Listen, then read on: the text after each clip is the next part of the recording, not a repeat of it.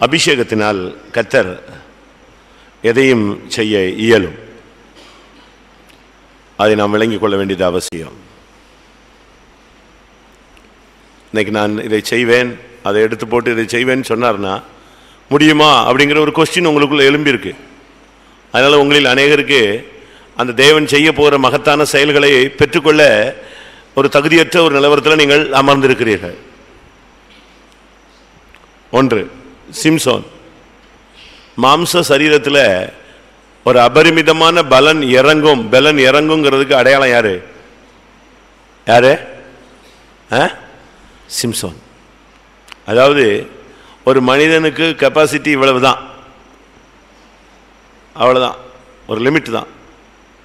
ஆனால் அதை தாண்டியும் அந்த பலன் வரும்போது ஒரு மனுஷன் அதை விட அதிபயங்கரமான செயல்களை நடப்பிக்க முடியும்.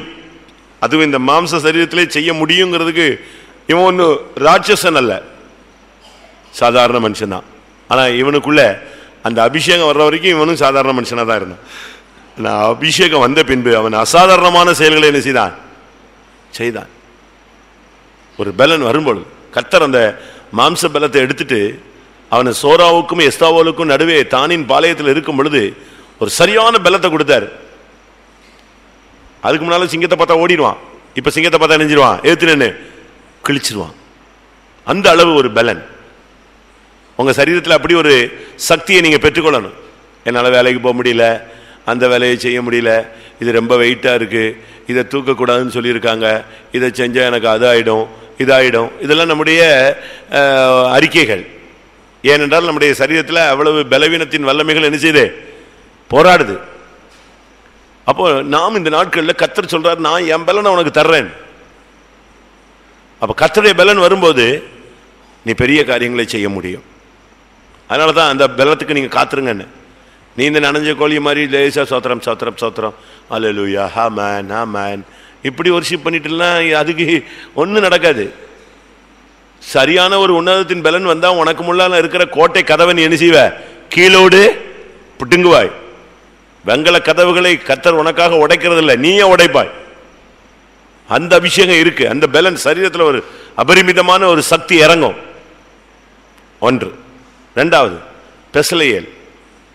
நான் ஒரு 7 வரை சொல்றேன். இந்த அபிஷேகம் சேஞ்ச் பண்ணா ஒரு மனுஷன் எப்படிலாம் மாறுவான். ஒன்று, சாதாரண சிம்சோன்.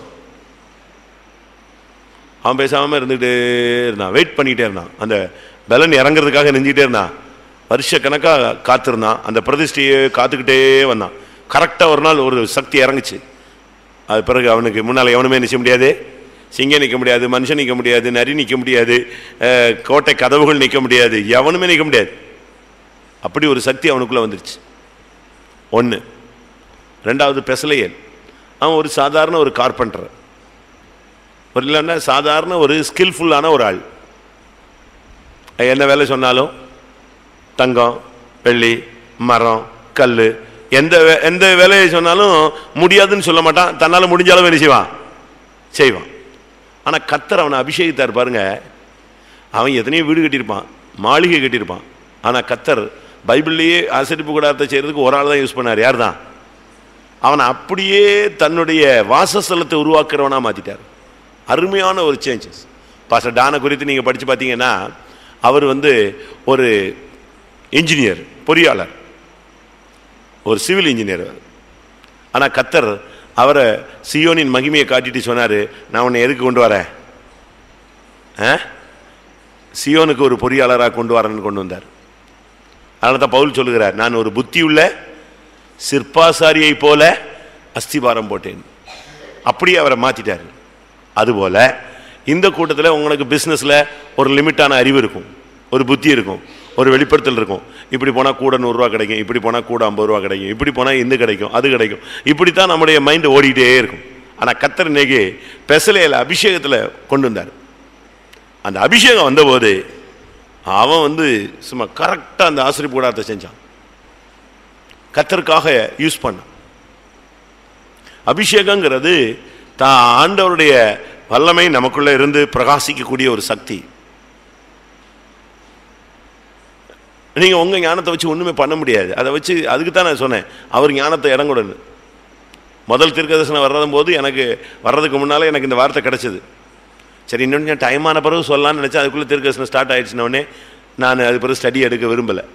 சரி, கர்த்தர் ஏதோ நம்முடைய ஜனத்தின் மத்தியில் என்ன செய்ய போகிறார், அதுக்கு நம்ம தடையாக குறுக்க கூப்பிட்டு நாம் என்னத்தையா சொல்லிகிட்டு இருக்கக்கூடாதுன்னு நான் நிறுத்திட்டேன்.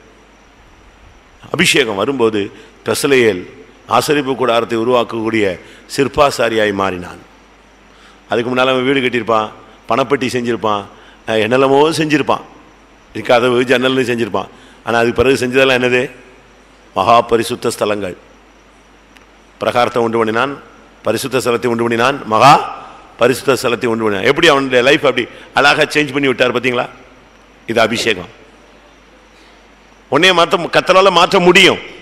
உன் கேடுகட்ட பிள்ளைகளை, உன்னுடைய ரட்சிக்கப்படாத புருஷனை, கீழ்ப்படியாத மனைவியை, உன் குடும்பத்தில் உள்ளவங்களை, உன்னைய ரட்சித்து உன்னைய என்னைய எல்லாரையுமே அவரால் என்ன செய்ய முடியும்? மாற்ற முடியும்.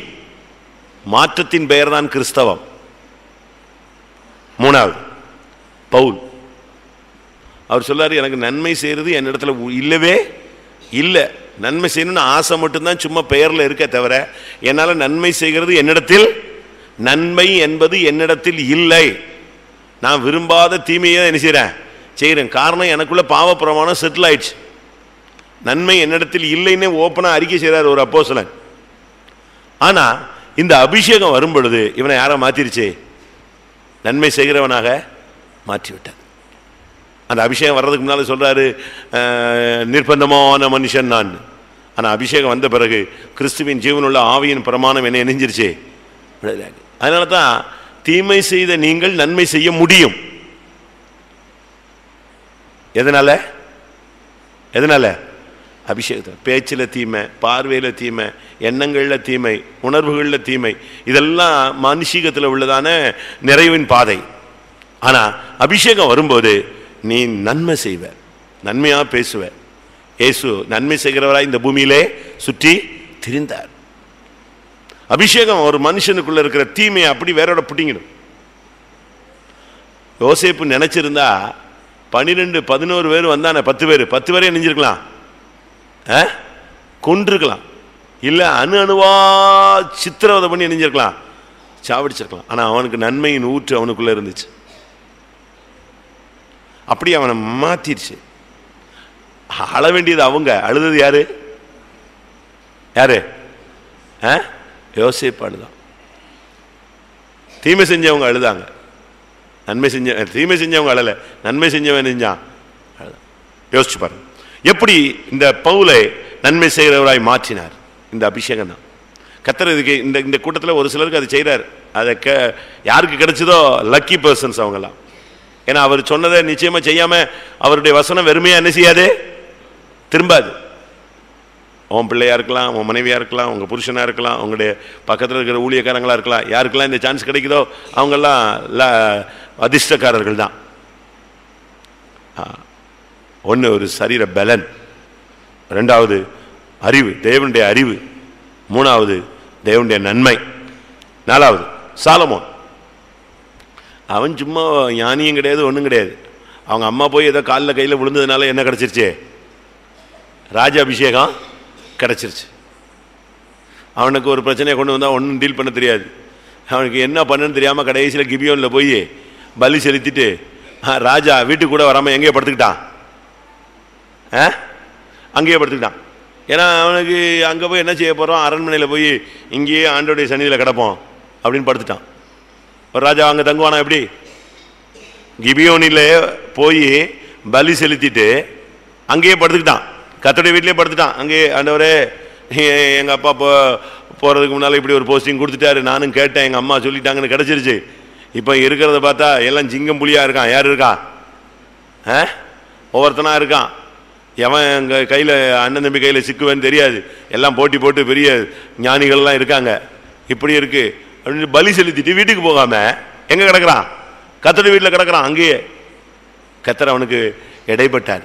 கர்த்தருடைய வீட்டில் அவன் கிடக்கும்போது அவன்கிட்ட கேட்கும்போது அவன் எதை கேட்டான்? ஞானத்தை கேட்டு வாங்கிட்டான்.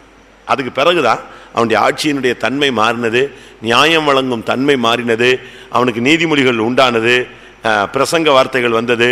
அதுக்கு பிறகுதான் அவனுக்கு ஒரு சரியான சக்தி கிடைச்சது. இந்த கூட்டத்தில் கர்த்தர் உன் ஞானத்தை அப்படியே எடுத்துட்டு தான் ஞானத்தை உள்ள வச்சிருவார். அது உள்ள வந்துருச்சுன்னு சொன்னா உன் வழிகளில் நீ பிசக மாட்டாய், இடற மாட்டாய், தடுமாற மாட்டாய், கரெக்டா இருக்கும் உன் பாதை.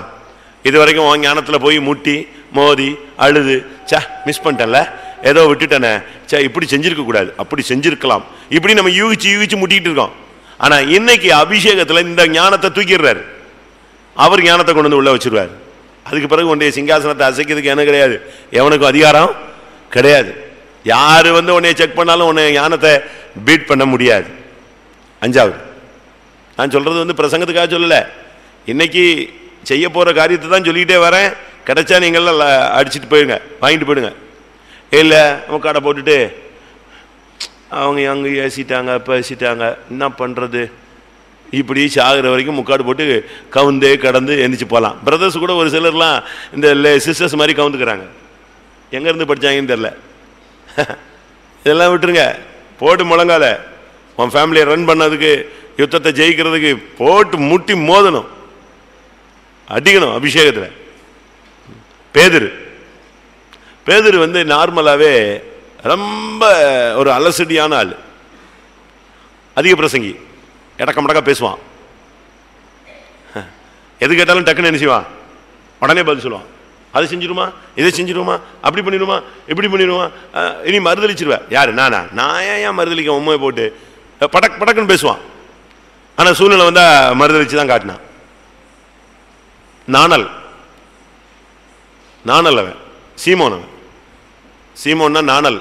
அப்படியே தண்ணி வந்தாலும் போகும், காத்தடிச்சாலும் சைடு, எங்கிட்டு போறேன்னே தெரியாது. ஸ்திரத்தன்மை இல்லாத ஒரு ஆள், சபிச்சான், சத்தியம் பண்ணான், மறுதளிச்சான். ஆனா இந்த அபிஷேகம் வந்துச்சு பாருங்க, அப்படியே மாறிட்டான். டோட்டலா அவன லைஃப் ஒரே நாள்ல மாத்திருச்சு. எந்த இயேசுவை மறுதளிச்சானோ அவன் சொல்றான், ஜீவாதிபதியை கொலை செய்தீர்கள். நீ இந்த இயேசுவின் நாமத்தை குறித்து பேசக்கூடாதுன்னா, ஏன் பேசக்கூடாது கேட்குறான். ஏன் பேசக்கூடாது? நான் மனுஷனுக்கு பயப்படணுமா, தேவனுக்கு பயப்படுமா? நான் தேவனுக்கு தான் பயப்படுவேன். ஆனால் அதுக்கு முன்னால் என்ன செஞ்சான், தம்பி நீ அவங்க கூட பார்த்தனே, யார் என்னையா, நல்லா பாருங்கண்ணே, நான் இல்லைண்ணே, இப்படி பேசினாள். ஆனால் இப்போ அழகா சொல்றான், நான் யாருக்கு பயப்படணும், மனுஷனுக்கா பயப்படுவேன், பயப்பட மாட்டேன், தேவனுக்கு மட்டும்தான் என்ன செய்வேன். எப்படி இவனை அப்படி ஒரு தைரியசாலியா மாத்தினது யாரு? எது? அப்போஸ்தலர்களை வாசிங்க, அவனை எப்படி அந்த சக்தி உருவாக்கி வச்சதுன்னு பாருங்க. இன்னும் டைம் தருவேன், ஏன்னா உங்களில் ஒரு சிலர் இன்னும் அந்த இலக்கை திரும்பி கூட என்ன செய்யல, பார்க்கல. 3ஆம் அதிகாரம் 19, 18, 19, 4ஆம் அதிகாரம் 18.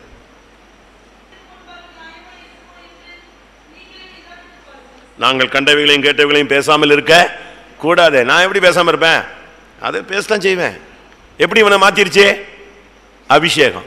சொந்தக்கார மத்தியில் பைபிளை தூக்கிட்டு போறதுக்கு யோசிக்கிற, நகையை கலத்துறதுக்கு யோசிக்கிற, சத்தியத்தை பைபிளை ஒயிட் அண்ட் ஒயிட் போடுறதுக்கு பயப்படுற, ஃபங்க்ஷனில் ஒயிட் அண்ட் ஒயிட் போட்டால் நம்மளை வெளியே துரத்திடுவான்னு பார்க்குற. இப்படி உலகத்துக்கும் மனுஷனுக்கும் சொந்தக்காரனுக்கும் நண்பனுக்கும் பயந்து பயந்து பயந்து பரலோகத்தை விட்டுட்டே இருக்க நீ. ஆனால் சரியான அபிஷேகம் வரும்போது நீ சரியா போய் நிற்ப. சொந்தக்காரன் கூப்பிட்டு கேட்பான், ஆமாம் ஆமாம் ஏசுதான் கடவுள், எப்படி என்னை மாற்றினாரு, இவ்வளவு காரியத்தில் எனக்கு விடுதலை கொடுத்துருக்கிறாரு, என்னை சுகமாக்கி இருக்கிறாரு, என்னை நீ சுகம் கொடுத்தியா இல்லை உங்கள் சொந்தக்காரன் கொடுத்தானா? என்னை ஆசீர்வதிச்சதுக்கு அவர் தான், என்னை போஷிக்கிறது அவர் தான், மரணத்திலிருந்து தப்பு வச்சவர் அவர் தான், எனக்கு சுகத்தை கொடுத்தவர் அவர் தான், என்னை இன்னைக்கு புத்தியெல்லாம் தெளிவாக்கி வச்சிருக்கிறது அவர் தான், பாவத்திலிருந்து விடுதலை கிடைச்சது அவர் தான். சொல்ல வைக்கும். அதுதான் பரிசுத்த ஆவியின் சக்தி. 6வது அப்போஸ்தலர் 3ஆம் அதிகாரத்தில் பார்த்தீங்கன்னா ஒரு சப்பானியை நடக்க வச்சாங்க. சர்வாங்க சுகம், பலன் மாத்திரமல்ல, அடுத்து என்னது? சுகம், அபிஷேகம். அவன் அந்த பேதுரும் யோவானும் அவன் கையை பிடிச்சு தூக்கின உடனே சரியான ஒரு ஜீவன் இறங்கிச்சு. அவன் கரடு முரடுகள் என்ன செஞ்சது? பலன் கொண்டது. நின்றான், குதித்தான், ஓடினான். ஒரே அபிஷேகத்தில் அவன் டச்சிங்லேயே தொடுதலே அவனை சுகமாக்கிடுச்சு. அவருடைய நாமத்தை பற்றி விசுவாசமே இவனுக்கு சர்வாங்க சுகத்தை கொடுத்தது. சரியா ஒரு அபிஷேகம் வரும்போது எலும்புல, நரம்புல, ஊனுல, சதையில, ரத்தத்துல, மயிரில், தோல்ல, வயிற்றுக்குள்ள, குடலுக்குள்ள எங்க எங்க வேதனை, வலி, வியாதி இருக்கோ உடனே அது என்ன செய்யும்? டக்குன்னு வெளியே போயிடும். சர்வ அங்க சுகம். எங்க எங்க எங்க எங்க எங்க தோல் வியாதியா, முடியல வியாதியா, பலவீனமா, எலும்புலையா, நரம்புலையா, குடல்லையா, எங்க எங்க ஊனு, ரத்தம், எங்க எந்த பாதிப்பு இருந்தாலும் சரி, ரத்தத்துல கவுண்ட் கூடுது குறையுது, எல்லாமே சர்வாங்க சுகம். அபிஷேகம் தொடுதல் வந்துருச்சு. அப்போஸ்தலனுடைய தொடுதல், ஏசுதான் அப்போஸ்தலர். அவருடைய இந்த கூட்டத்தை தொட்டுட்டாரு, சுகம்தான். பாட்டால்னு சாவுக்கு இதுவான சரீரங்களை அவர் உயிர்ப்பிப்பார். நமக்கு 2 மணி நேரம் தான் டைம். காத்திரு போட்டா 2 மணி நேரம். 2 மணி நேரத்தில் நீ பரலோகத்துக்கு உள்ள போய் ஒரு சுத்திட்டு வந்துடணும். அப்படிதானே? போறீங்கல்ல, விஜிபி, கிஷ்கிந்தா, குயின்ஸ்லாண்டுன்னு போறீங்க. 4 மணிக்கு பஸ்ஸு, நீங்கள் 1 மணிக்கு போறீங்க. 1 மணி நேரம் ஓடி போய் ஒரே ப்ரோக்ராம் அட்டன் பண்ணிட்டு வரீங்க. என்ன செய்வீங்க?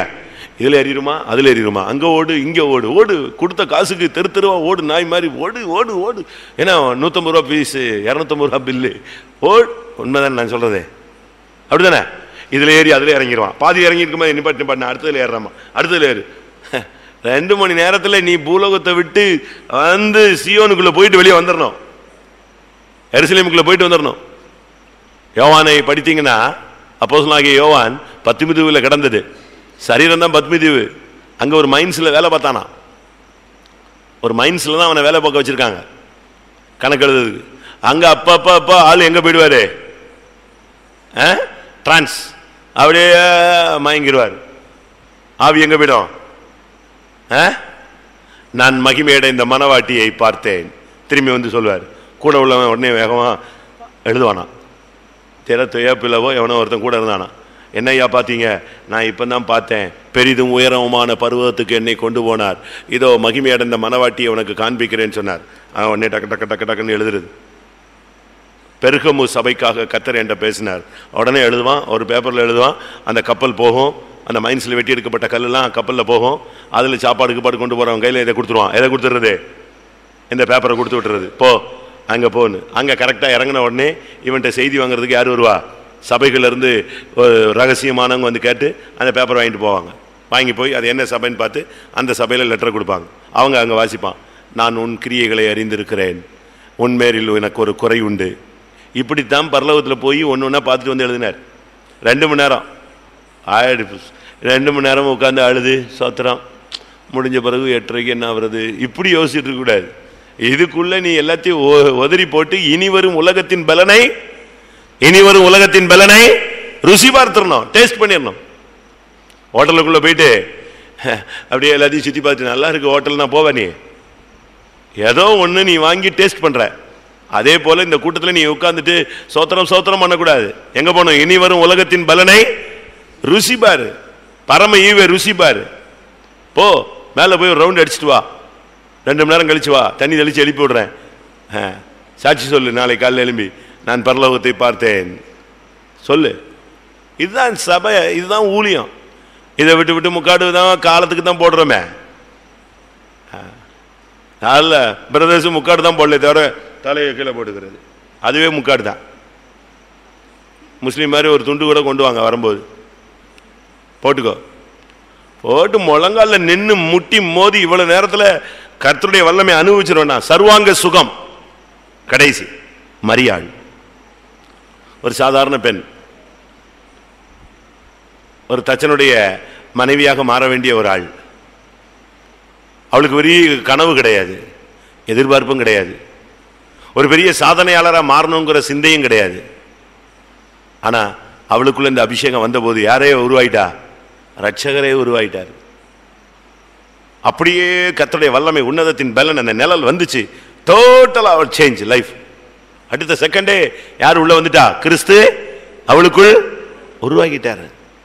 அவளுக்கு கிறிஸ்து உருவாகிறதுல இந்த வேசி, பெண்ணு சரியில்லை, தப்பான ஜீவியம், எங்க போய் பெற்றாலோ இதெல்லாம், அந்த நிந்தையெல்லாம் அவளுக்கு ஒரு பிரச்சனையே இல்லை. போடா, ரட்சகர் எனக்குள்ள வந்துட்டார். அவன் எக்காலு எனக்கு நடந்தது எனக்கு தான் தெரியும், எனக்கும் தேவனுக்கு தான் தெரியும். போயிட்டே இருந்துச்சு. நல்லா புரிஞ்சுக்கோங்க, அபிஷேகம் தான் இந்த மாற்றத்தை உண்டு பார். எல்லாரும் கொஞ்ச நேரம் கண்களை போடுவோம். நான் ஒரு சிலருக்கு நான் சொன்ன அந்த வியூ புரியலங்கிறதுனால இப்ப ஆவியானவர் திரும்ப உனக்கு விசுவாசிக்கத்தக்கதான வார்த்தைகளை அனுப்பி இருக்கிறார்.